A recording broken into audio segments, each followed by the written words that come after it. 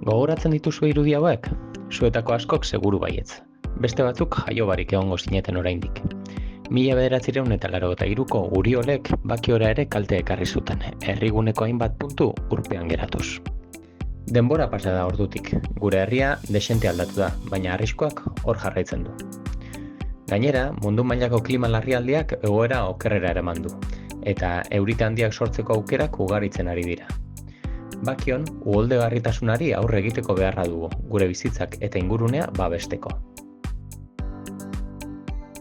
Kezka horretatik abiatuta, urte luzez kanalizaturik izan dugun errekari espazio gehiago emateko egitasmoa landu genuen.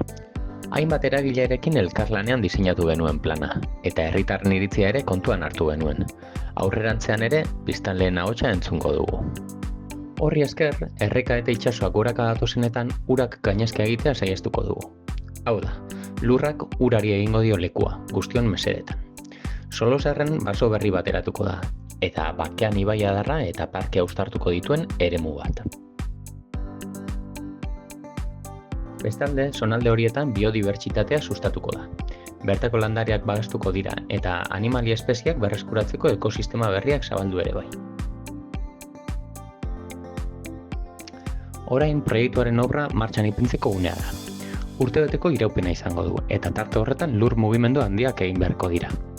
Ondorioz, ingurune horren bueltan oso ohikoa izango da lurra, hautsa eta lokatza topatzea. Denok egin beharko dugu esfortzu txiki bat herri osoaren onerako. Obra amaitzean Bakioko eremu horiak itxura aldatuta ikusiko ditugu. Hasieran kontrastea ekarriko digu eta agian ez da guztiz erosoa izango.